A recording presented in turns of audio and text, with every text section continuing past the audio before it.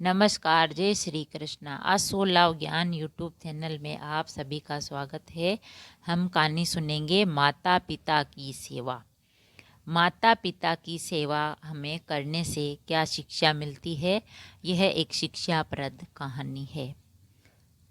यह कहानी सीख देती है कि चाहे किसी व्यक्ति में कितने ही गुण हो, कितना ही गुणवान हो, जो अपने माता पिता की सेवा करता है वही अच्छा गुणवान होता है। गांव के एक पनघट पर 4 औरतें पानी भरने आई। पानी भरते भरते एक दूसरे से बातें करने लगी। चारों के एक एक पुत्र थे। बातों बातों में उन्होंने अपने पुत्रों के गुणों का बखान करना शुरू किया। पहली औरत बोली, मेरा पुत्र बहुत सुरीली बांसुरी बजाता है। जो भी उसकी बांसुरी सुनता है वह मंत्र मुग्ध हो जाता है। ऐसा गुणवान पुत्र पाकर मैं बहुत ही प्रसन्न हूँ। दूसरी औरत बोली, मेरा पुत्र बहुत बड़ा पहलवान है। इस गांव में ही नहीं बल्कि दूर दूर के गांव में उसकी बहादुरी का डंका बजता है। ऐसा गुणवान पुत्र भगवान सबको देवे। तीसरी औरत ने कहा, पीछे रहती वह बोली, मेरा पुत्र कुशाग्र बुद्धि है। उससे अधिक बुद्धिमान इस पूरे गांव में नहीं। लोग अपनी समस्याएं लेकर उसके पास आते हैं। मैं ऐसा पुत्र पाकर धन्य हो गई हूँ। चौथी औरत ने सबकी बातें सुनी लेकिन कहा कुछ भी नहीं। इस पर वे औरत उससे कहने लगी, बहन तुम भी तो कुछ कहो ना। तुम्हारे पुत्र में क्या गुण है? कोई न कोई गुण तो अवश्य होगा उसमें।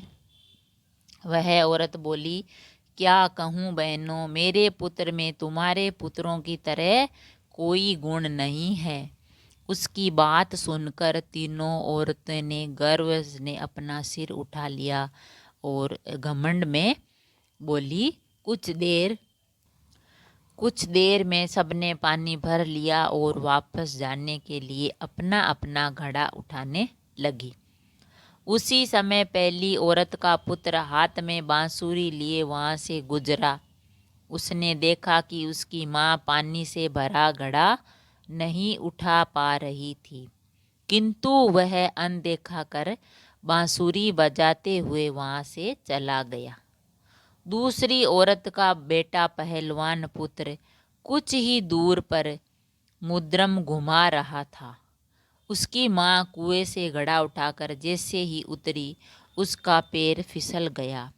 किसी प्रकार वह संभल गई, किंतु पहलवान पुत्र अपनी माँ को नजर उठाकर देखने के बाद भी उसके पास नहीं आया और अपनी कसरत में लगा रहा। तीसरी औरत का पुत्र भी वहां से किताब पढ़ते हुए निकला। उसकी माँ ने उसे कहा, पुत्र मैं दोनों हाथों से घड़ा पकड़े हुए हूँ, ये रस्सी जरा मेरे कंधे पर डाल दे। लेकिन वह अपनी माँ की बात अनसुनी कर वहाँ से चला गया। तभी चौथी औरत का पुत्र वहाँ आया। अपनी माँ के सिर पर घड़ा देख वह उसके पास गया और उसके सिर से घड़ा उतार कर अपने सिर पर रख कर चलने लगा। कुएं के पास बैठी एक बुढ़िया ये सब देख सुन रही थी। वह बोल पड़ी, मुझे तो यहाँ बस एक ही गुणवान पुत्र नजर आ रहा है, वही जो अपने सिर पर घड़ा लिए जा रहा है। माता पिता की सेवा करने वाले पुत्र में गुणवान पुत्र भला कौन हो सकता है। तो इस कहानी से हमें यह शिक्षा मिलती है कि गुणवान वही है जो अपने माता पिता की सेवा करे और साथ ही सबकी सहायता के लिए आगे रहें। यही गुणवान पुत्र होता है। अगर कहानी पसंद आई तो लाइक और शेयर ज़रूर करें। ऐसी ही कहानी और कथा सुनने के लिए चैनल को सब्सक्राइब करें। थैंक यू, धन्यवाद।